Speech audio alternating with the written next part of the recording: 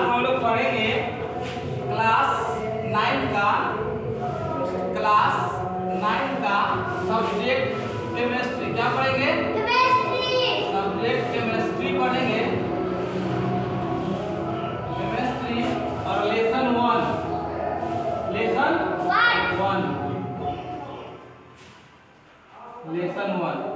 आज इस लेसन का लास्ट डे है, ठीक है। आज हम लोग इस लेसन को खत्म करेंगे और कल से हम लोग दूसरे लेसन को देखेंगे केमिस्ट्री में, जिसका नाम है पदार्थ का वर्गीकरण। क्या नाम है? पदार्थ का वर्गीकरण।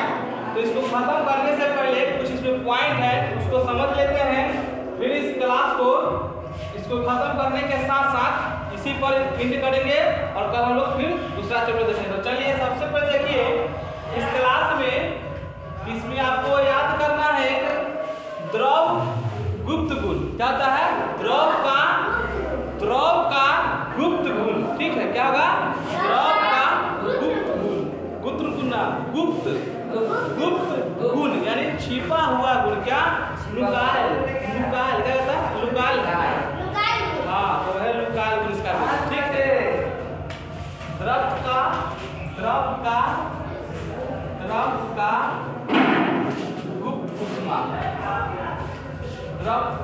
का गुप्त ऊष्मा।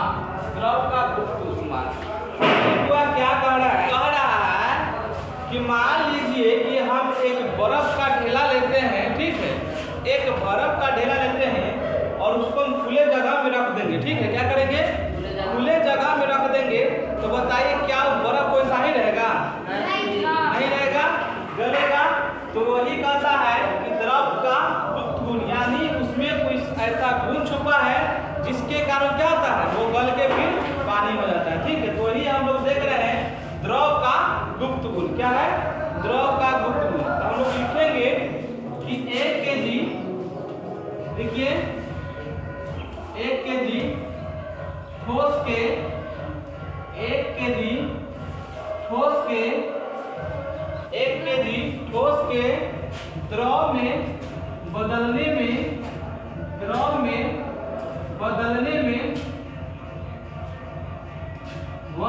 में जितना ऊष्मा की आवश्यकता होती है, जितना ऊष्मा की आवश्यकता होती है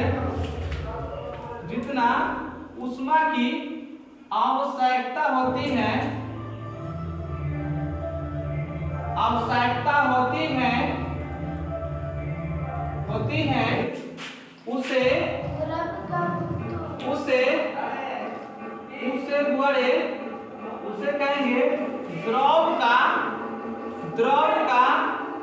गुप्त ऊष्मा। क्या कहेंगे? द्रव का गुप्त ऊष्मा। द्रव का गुप्त ऊष्मा कहते हैं, ठीक। 1 kg ठोस के द्रव में बदलने में जितना ऊष्मा की आवश्यकता होती है उसे द्रव का गुप्त ऊष्मा कहते हैं। क्या कहते हैं? द्रव का गुप्त ऊष्मा कहते हैं। नेक्स्ट टॉपिक है वो आप लोग का, नेक्स्ट टॉपिक है वाष्प का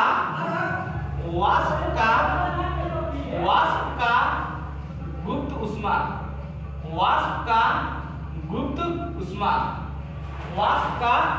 ऊष्मा। इसमें होगा कि द्रव जो होगा वो वाष्प में बदलेगा। क्या करेगा? द्रव वाष्प में बदलता है, ठीक है, और उसमें जितना ऊष्मा लगेगा, ऊष्मा समझ रहे हैं?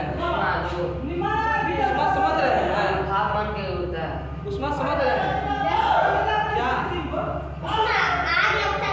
हाँ, वही होता है ऊष्मा, वही होता है, ठीक है। जो हम लोग हल्का टेम्परेचर में आग को देते हैं, ठीक है, उसे क्या कहेंगे? ऊष्मा कहेंगे, ठीक। तब वाष्प गुप्त ऊष्मा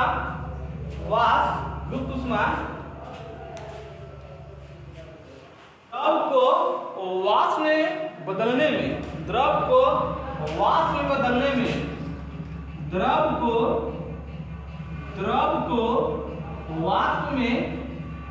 वाष्प में बदलने में ना जितना ऊष्मा की आवश्यकता होती है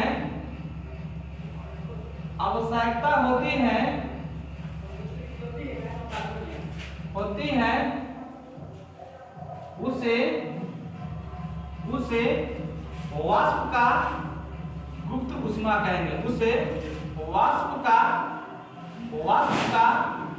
गुप्त ऊष्मा कहेंगे। वाष्प का गुप्त ऊष्मा कहेंगे।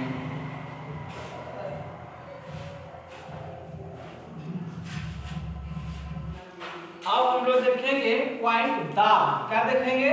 दाब क्या होता है फुहारे? दाब को कह सकते हैं कि प्रति एकांक क्षेत्रफल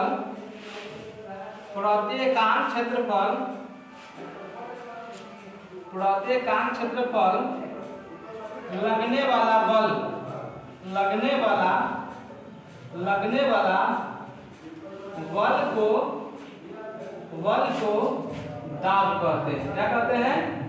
दाब कहते हैं। फुहारे प्रति एकांक क्षेत्रफल लगने वाला बल को दाब कहते हैं। ठीक है, क्या कहते हैं? दाब कहते हैं। प्रति एकांक क्षेत्रफल लगने वाले बल को दाब कहते हैं। अब फुहारे दाब बराबर क्या होता है? तो दाब बराबर होता है बल बटा क्षेत्रफल होगा। ठीक है, दाब बराबर बल बटा में क्षेत्रफल। क्या होगा? बल बटा में क्षेत्रफल। इसको लिखेंगे हम लोग कि दाब बराबर, ये सूत्र हुआ। ठीक है, दाब बराबर बल बटा में क्षेत्रफल। क्या होगा? क्षेत्रफल। अब देखिए बल का सूत्र क्या होता है? बल का ऐसा मतलब न्यूटन। तो न्यूटन का n और क्षेत्रफल का क्या होगा? क्षेत्रफल का मीटर स्क्वायर। क्या होगा? Metre square. तो इसको हम लिख सकते हैं कि न्यूटन मीटर स्क्वायर लिख सकते हैं। और इसको लिखने के लिए इतना पढ़ने से अच्छा है, इसको हम पढ़ सकते हैं पास्कल। क्या पढ़ेंगे? पास्कल। यानी न्यूटन मीटर स्क्वायर को हम पढ़ सकते हैं कि 1 पास्कल हो गया। क्या हो गया? पास्कल हो गया। दाब बराबर बल बटा क्षेत्रफल, इसका न्यूटन मीटर कितना हो जाएगा? इसका कह सकते हैं कि दाब का ऐसा ही मात्रक होता है फुहारे। दाब का ऐसा ही मात्रक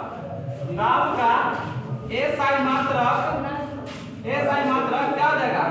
पास्कल हो जाएगा। क्या हो जाएगा? पास्कल हो जाएगा। दाब का ऐसा मात्रक पास्कल हो जाता है। चलिए जान गए, न्यूटन मीटर स्क्वायर नहीं बोलना है। क्या बोलना है? दाब का ऐसा मात्रक बराबर पास्कल। दाब का ऐसा मात्रक पास्कल होगा। ठीक है,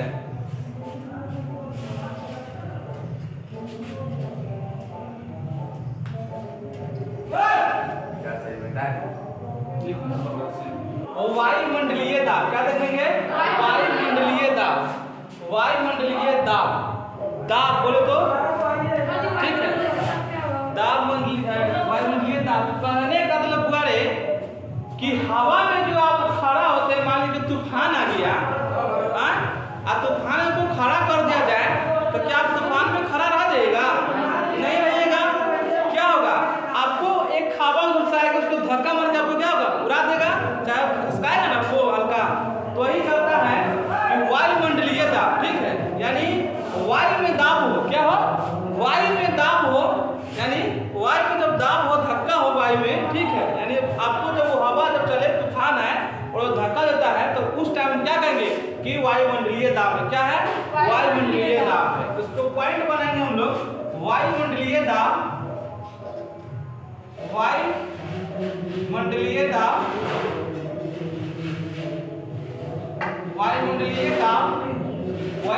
लिखेगा कि वायु के द्वारा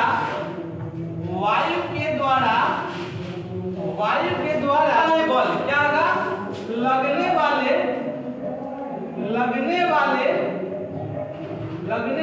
दाब, लगने वाले क्या कहते? दाब को ही, लगने वाले दाब को ही वायुमंडलीय दाब कहते हैं। वायुमंडलीय दाब कहते हैं। वायुमंडलीय दाब कहते हैं। वायुमंडलीय दाब कहते हैं। तुरंत समझाएं पड़े कि वायु के द्वारा आपको जो ताप जो तूफान के समय हमको जो धक्का वगैरह मिलता है, ठीक है, तो उस समय क्या कहलाएगा?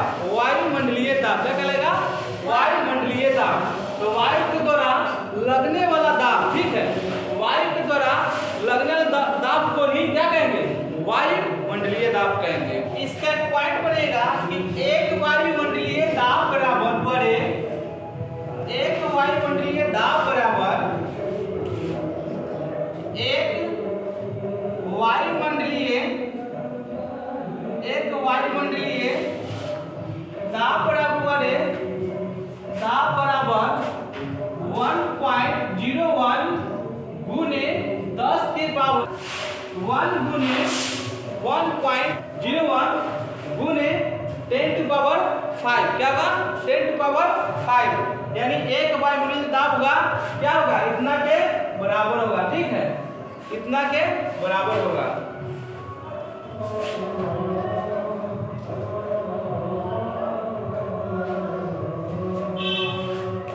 अब एक बात बताते हैं बुआड़े, हम लोग जब पढ़ रहे थे तब उस समय आप लोग को हम कैसे पदार्थ बताए थे? पदार्थ क्या को बताए थे उस टाइम जब हम शुरू किए थे? तीन को बताए थे।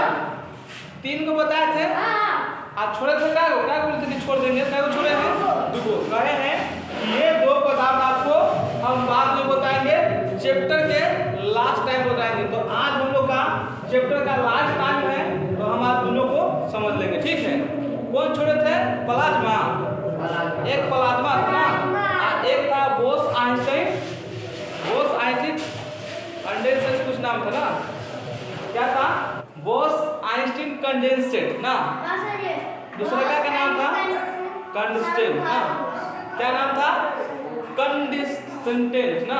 अभी हम लोग क्या देखेंगे? पहले रे प्लाज्मा देखेंगे। क्या देखेंगे? प्लाज्मा देखेंगे पहले हम लोग। प्लाज्मा हम लोग देखेंगे। प्लाज्मा क्या करता है बुआड़े? देखिए, इससे पहले हम लोग देखे थे कि एक हुआ, समझो, इससे पहले देखे थे कि द्रव ठोस को गर्म किए थे तो द्रव बना था, और द्रव को जब गर्म किए थे तो गैस बना था ना, बना था ना। अब हम क्या करेंगे बड़े? अब गैस को हम गर्म करेंगे। अब गैस को गर्म करेंगे तो कौन पदार्थ बनेगा? प्लाज्मा। गैस को जब हम गर्म करेंगे तो आपका बनेगा प्लाज्मा। लिख लीजिए, ऐसे लिख लीजिए कि गैस को गर्म करने पर, देखिए, गैस को गर्म करने पर, गैस को गर्म करने पर प्लाज्मा पदार्थ बनता है। क्या होता है? प्लाज्मा पदार्थ बनता है। यानी जब गैस को गर्म करते हैं बड़े, जब गैस को गर्म करते हैं तो क्या बनता है? प्लाज्मा पदार्थ बनता है। अब तू सोचेगा कि सर जी गैस को कैसे गर्म करेंगे? ये ना सोचेगा, गैस को कैसे गर्म करेंगे? तो गैस गर्म नहीं होगा, गैस भी गर्म होगा। ऊपर देख रहा है सूर्य देख रहा है, तो वहां से देखता है कितना धाव होता है ना। तो क्या होता है? गैस गर्म नहीं होता है। जब हम लोग श्वास लेते हैं, क्या हवा गर्म नहीं होता है? गर्म होता है ना। तो वही जब गर्म होता है तो कौन पदार्थ बनता है? कौन पदार्थ बनेगा? प्लाज्मा बनेगा। कौन बनेगा? प्लाज्मा बनेगा।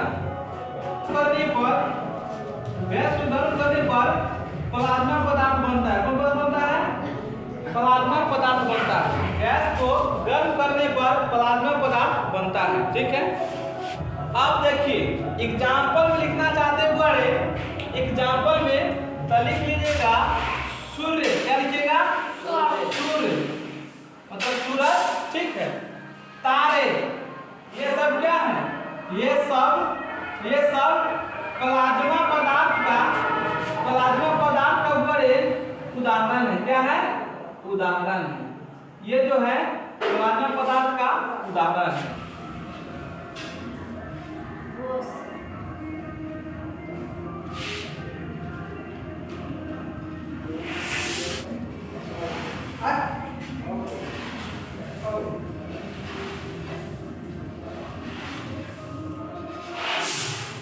प्लाज्मा पदार्थ, ठीक है।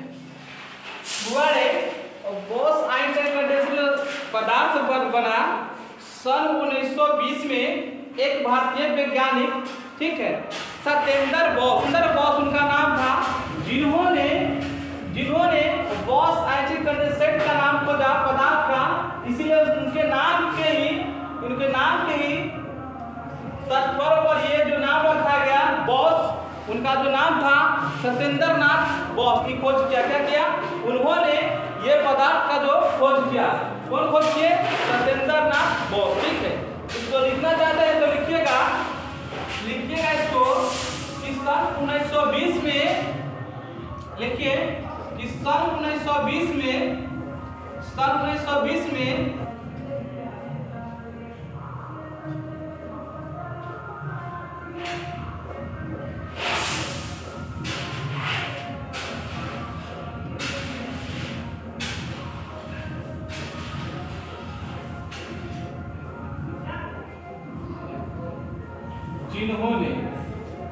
जिन्होंने बॉस आइंस्टीन पदार्थ का खोज किए, बॉस आइंस्टाइन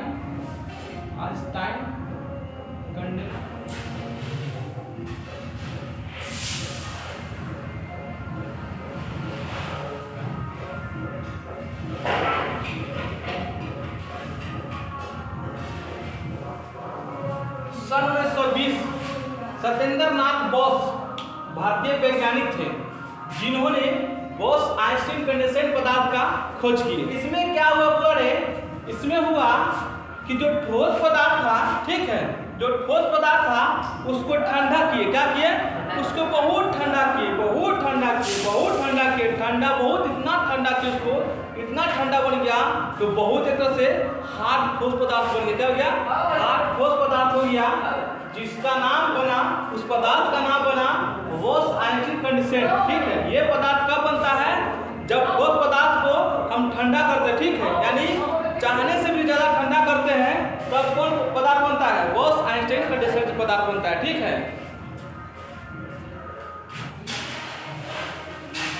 जब ठोस पदार्थ को, लिखिएगा कि जब ठोस पदार्थ को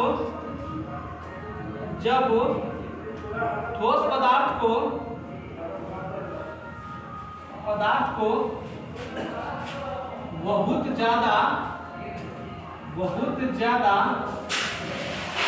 ठंडा करने पर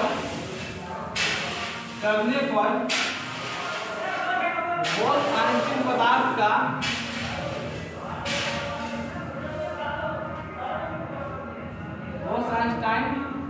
कंडेंसेट पदार्थ का निर्माण होता है, क्या बनता है? पदार्थ बनता है।